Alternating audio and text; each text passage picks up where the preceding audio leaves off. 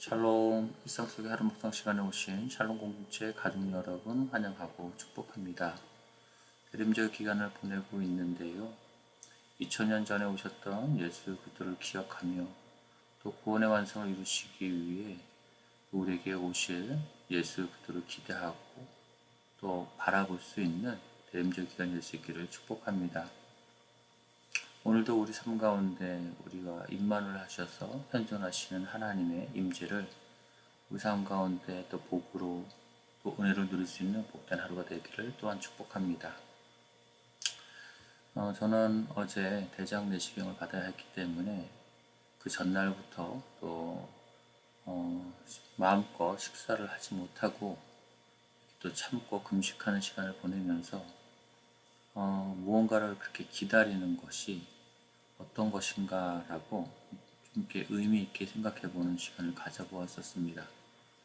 참 견디기 힘들고 빨리 시간이 지나가기를 간절히 바랬지만 지금 이렇게 또 지나와 본 입장 안에서 또 그 시간에 저에게 또 하나님 앞에 겸손할 수 있고 또 내 자신을 돌아볼 수 있고 또 하나님 더 의지할 수 있어서 감사한 시간이다라고 기억할 수 있었습니다. 우리가 이 대림절 기간 그 기다림이라는 기다림이라는 의미를 가진 시간들을 보낼 때에 우리 성도님들의 삶 가운데서도 이렇게 돌아보며 또 하나님 앞에 감사하고 하나님을 더욱 의지하고 찾을 수 있는 그런 변화들이 있을 수 있었으면 좋겠습니다. 오늘은 기다림의 의미 세 번째 시간인데요. 선지자들을 통해서 우리가 기다림의 의미를 한번 살펴보려고 합니다. 대림절 두 번째 양초는 선지자와 관련이 있는데요. 이것은 오실 구원자에 대한 예언과 관련이 있기 때문입니다. 오늘과 내일은 선지자들의 예언들을 살펴보며 우리가 기다리는 것은 무엇인가에 대해 생각해 보려고 합니다. 먼저 예수님의 탄생과 관련해서 가장 많이 쓰이는 이사야서 7장의 말씀을 먼저 묵상해 보겠습니다. 그러므로 주께서 친히 징조를 너희에게 주실 것이라. 보라, 처녀가 잉태하여 아들을 낳을 것이요 그의 이름을 임마누엘이라 하리라. 그가 악을 버리며 선을 택할 줄 알 때가 되면 엉긴 젖과 꿀을 먹을 것이라. 대저 이 아이가 악을 버리며 선을 택할 줄 알기 전에 내가 미워하는 두 왕의 땅이 황폐하게 되리라. 이사야서 7장 14절에서 16절의 말씀입니다. 마태복음에서는 예수님의 탄생에 대한 예언으로 이 말씀을 사용하였는데요. 이 이사야서의 예언은 유다의 어떤 역사적 상황에서 주신 말씀입니다. 주전 735년경에 유다는 주변 나라들로 인해서 큰 위기에 빠져 있었습니다. 그 시대의 가장 강력한 아수르에 대해서 북이스라엘과 아람은 반기를 들기로 결단을 하고 두 나라는 유다도 거기에 연합하도록 동맹국으로 압력을 가했고 자신들의 요구를 받아내기 위해 유다에 침공하여서 아하스 왕 대신에 다부엘의 아들을 왕으로 세우려고 했습니다. 그때 이사야가 아하스 왕에게 꿋꿋하게 버티기만 하면 하나님께서 구원하실 것이라는 말씀과 그 징조를 전합니다. 그 징조가 바로 한 젊은 여자가 아이를 임신하여 아들을 낳고 그 아들을 임마누엘을 부를 건데 그 아이가 옳고 그름을 구별할 줄 알게 되기 전에 이스라엘 왕과 아람 왕의 땅이 황폐하게 될 것이다 라는 것입니다. 그러니 본래 이사야 예언은 이 예언 성취와 관련된 타이밍에 관한 내용이었습니다. 그렇다면 이 예언이 어떻게 성탄절과 관련해서 사용될 수 있었을까요? 젊은 여자나 처녀를 말하는 히브리어 알마라는 말이 헬라어 성경으로 옮겨지면서 파르테노스라는 말로 번역을 하는데요. 그 말은 젊은 여자뿐만 아니라 동정녀를 뜻하는 말이기도 했습니다. 마태복음에서 이사야의 예언이 사용된 것은 원래 이사야의 예언이 가지고 있던 이 구원에 대한 타이밍과 관련해서 하나님께서 하나님의 백성을 구원하실 때가 임박했다라는 뜻을 담고 있으면서도 또한 동정녀를 통해서 구원자의 탄생이 성취될 것이라는 내용도 같이 담고 있는 것입니다. 대림절 두 번째 양초는 예언을 기다리는 것을 의미하고 있습니다. 그리고 그 예언을 기다리는 것은 우리 가운데 임하신 하나님의 구원의 징조를 찾는 것을 말합니다. 본래 이사야가 받은 징조가 아하스로 왕으로 하여금 하나님의 구원을 의식하게 만들기 위함이었던 것과 같이 마찬가지로 마태복음에서 그 예언을 인용한 목적은 마태복음을 읽는 이들에게 과거와 현재와 미래에 우리와 함께 하시는 하나님 임마누엘을 찾아야 한다는 것을 일깨워주기 위함이었습니다. 대림절은 하나님의 임재를 오늘도 계속해서 찾으라고 하나님의 구원의 징조를 언제나 의식하고 있으라고 우리를 일깨워주고 있는 것입니다. 핸델이 오라토리오 메시아로 작곡할 만큼 이사야서 9장 1절에서 7절의 예언은 예수님과 예수님께서 하실 일들을 우리에게 완벽하게 묘사해주고 있습니다.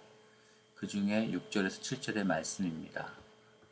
이는 한 아기가 우리에게 낳고 한 아들을 우리에게 주신 바 되었는데 그의 어깨에는 정사를 메었고 그의 이름은 기묘자라 모사라 전능하신 하나님이라 영존하시는 아버지라 평강의 왕이라 할 것임이라. 그 정사와 평강의 더함이 무궁하며 또 다윗의 왕자와 그의 나라에 군림하여 그 나라를 굳게 세우고 지금 이후로 영원히 정의와 공의로 그것을 보존하실 것이라. 만군의 여호와의 열심히 이를 이루시리라. 아멘. 그런데 이런 예언의 앞뒤 문맥을 읽어보면 하나님의 영광으로 빛나는 이 예언이 이상한 자리에 위치한 것을 우리는 깨닫게 됩니다. 앞부분인 8장은 유다의 백성들이 어떻게 전멸되고 망하게 될지를 말씀하고 있습니다. 9장 8절부터는 북이스라엘 왕국에 내려진 재앙들을 상기시켜 주고 있습니다. 이런 무시무시한 말씀들 사이에 이사야서 9장 1절에서 7절의 이 예언이 깜깜한 밤을 비추는 한줄기빛처럼 위치해 있는 것입니다. 이 세상은 어둠과 빛이 공존하고 있습니다. 어두움만 있거나 또는 빛만 있지 않습니다. 이사야는 유다가 곧 재앙을 만나겠지만 그 재앙 너머에 소망이 깔려 있다는 것을 인식한 다음에 재앙을 직면해야 한다는 것을 알고 있었습니다. 우리도 현재 살고 있는 세상의 어두운 현실을 직면해야 하지만 그 세상의 바탕에는 빛이신 예수님께서 계심을 깨달아야 합니다. 이사야가 예언한 것처럼 예수님께서는 갈등과 불의 한복판에 정의를 세우고 공의로 보존하십니다. 예수님께서는 우리가 사는 깨지고 소망 없는 세상 한가운데 오셔서 놀라운 방법으로 이 예언들을 성취하셨습니다. 놀라운 조언자로 전능하신 하나님으로 영존하신 아버지로 평화의 왕으로 사셨고 어둠에 빛을 비추어 희망을 가져다 주셨습니다. 우리는 어둠을 비치는 그 빛을 기다리는 것입니다. 대림절 기간 우리는 어둠의 눈을 적응시켜서 세상의 빛이신 그분을 볼 수 있도록 해야 합니다. 이사야 11장은 조금 더 먼 미래에 대한 세상의 종말에 대한 비전을 우리에게 보여주며 기다리게 합니다. 그때 이리가 어린 양과 함께 살며 표범이 어린 염소와 함께 누우며 송아지와 어린 사자와 살찐 짐승이 함께 있어 어린아이에게 끌리며 암수와 곰이 함께 먹으며 그것들의 새끼가 함께 엎드리며 사자가 소처럼 풀을 먹을 것이며 젖먹는 아이가 독사의 구멍에 장난하며 젖된 어린 아이가 독사의 굴에 손을 넣을 것이라. 내 거룩한 산 모든 곳에서 해됨도 없고 상함도 없을 것이니 이는 물이 바다를 덮음같이 여호와를 아는 지식이 세상에 충만할 것임이니라. 이사야서 11장 6절에서 9절의 말씀입니다.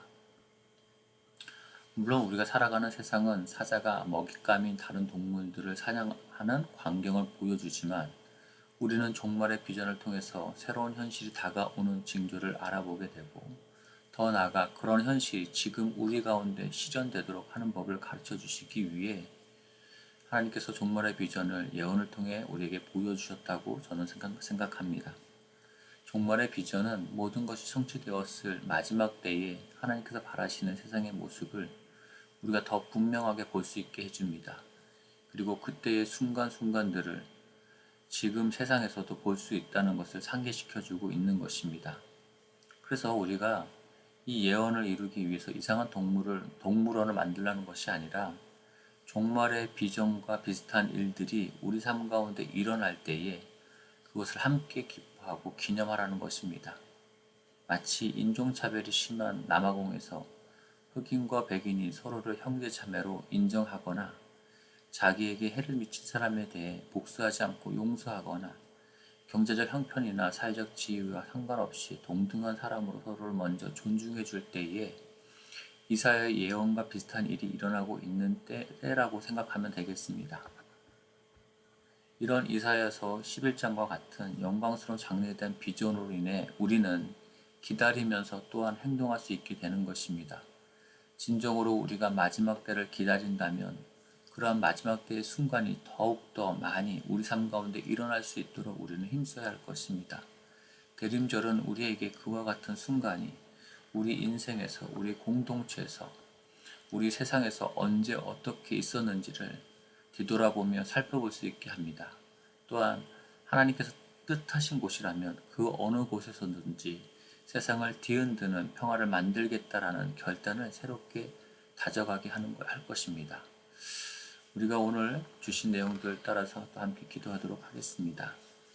하나님 아버지, 우리에게 대림절 기간을 통해 우리를 구원하시기 위해 오신 예수님을 기억하며 모든 것을 완성하기 위해 다시 오실 주님을 기대하고 기다릴 수 있도록 약속과 믿음을 주셔서 감사합니다.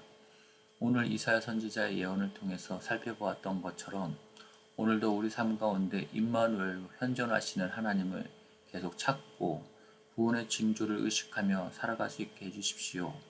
우리 삶에서 어둡고 힘든 상황을 만날지라도 우리의 마음과 삶을 밝혀주실 빛이신 예수 그리스도를 볼 수 있게 해주십시오. 세상의 마지막 때에 이루어질 하나님의 나라에 대한 비전이 우리의 마음에 더욱 선명하게 인식되어서 오늘 우리의 삶에서 그런 하나님의 나라가 이루어지기를 바라며 힘써 주님의 뜻에 순종하며 살아가는 복된 서울 살롱 공동체 가족들이 다 될 수 있도록 축복하여 주시옵소서. 이 모든 거 우리 주 예수님의 이름으로 기도합니다. 아멘. 계속해서 개인 기도 시간으로 기도하시겠습니다.